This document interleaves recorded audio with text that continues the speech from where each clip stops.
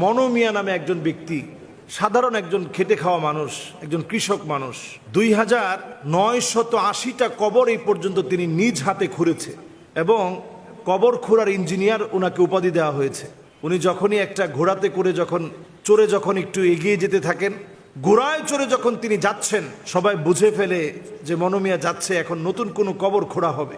আমরা এমন স্বার্থপর এই পৃথিবীর মানুষ, আমরা ভুলে যাই যে আমাদের একজন আত্মীয় স্বজন মারা গিয়েছে। মনোমিয়া এমন একজন ব্যক্তি 2980টা কবর খুঁড়েছে, প্রত্যেকের নাম, ঠিকানা, নাম্বার, এমনকি উনি কবে মারা গিয়েছেন তার বিস্তারিত ঠিকানা তিনি লিখে রাখেন। তো অনেক আত্মীয় স্বজন এমন পাওয়া যায় একটা সময় ভুলে যায় যে এই যে আমার আত্মীয় স্বজন মারা গেছে, আমার মা বাবা মারা গেছে, একটু সময় যেতে না যেতেই ভুলে যায়।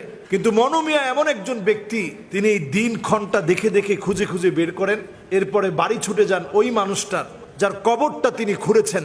2980 জন ব্যক্তির কবর খোঁড়াই মনোমিয়া।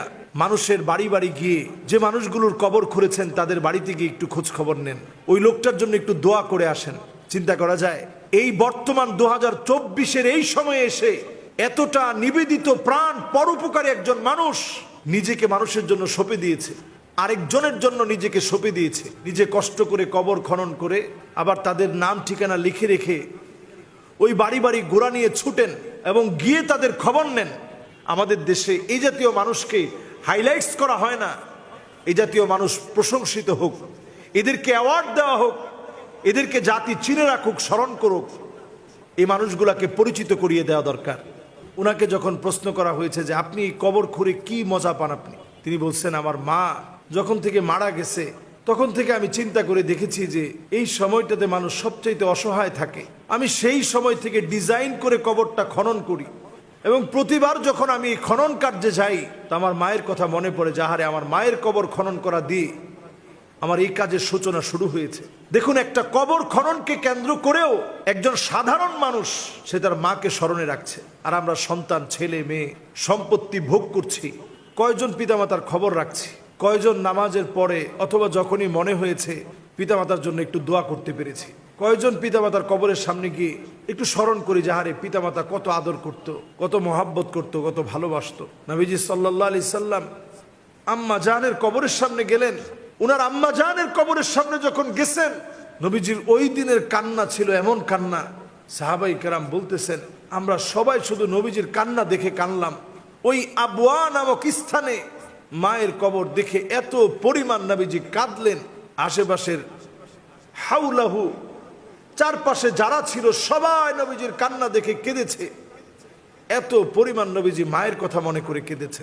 আমরা মাকে পেয়েছি, বাপকে পেয়েছি, যাদের মা বাপ চলে গেছে একটুখানি দোয়া করেন পিতামাতার জন্য। একজন মনোমিয়া আমাদেরকে শিক্ষা দিচ্ছে, যার কবর খনন করে আসছে তাকে গিয়ে সে স্মরণ করে, প্রতিনিয়ত কবরগুলা দেখে শিক্ষা নেন। এই মনোমিয়ার মতো নিজের জীবনকে পরিবর্তন করেন, শিক্ষা নেন যে এই কবরে আমাকে ঘুমাতে হবে।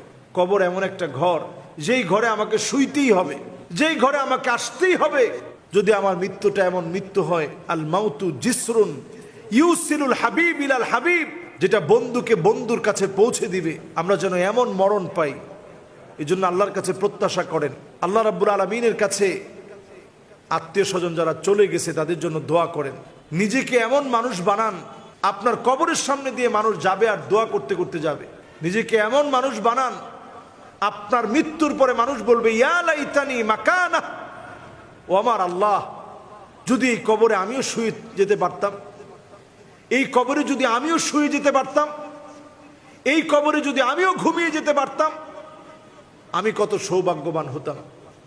আব্দুল্লাহ জুল বাজাদাইন নবীজির একজন আদরের সাহাবী, উনি যখন মারা গেলেন নবীজি সাল্লাল্লাহু আলাইহি সাল্লাম নিজ হাতে যখন নবীজি সাল্লাল্লাহু আলাইহি সাল্লাম শোয়া দিচ্ছেন, আল্লাহর কাছে বলতেছেন আল্লাহ আমি আমার এই সাহাবীর উপরে বড় খুশি, আল্লাহ আপনি খুশি হয়ে যায়। সুবহানাল্লাহ। যখনই বলা হয়েছে আল্লাহ আমি খুশি, আপনি খুশি হয়ে যায়, আবু বকর বলতেছে হারে এই কবরে যদি আমি থাকতে পারতাম, ওমর বলতেছে হারে এই কবরে যদি আমি ঘুমাইতে পারতাম, রাসূল যদি বলতো আল্লাহ আমি খুশি, আপনি খুশি হয়ে যায়। সুবহানাল্লাহ বিহামদিহি। এই জন্য কবরে শোয়ার আগে নিজেরে প্রস্তুত করি, আল্লাহ আমাদের জীবনে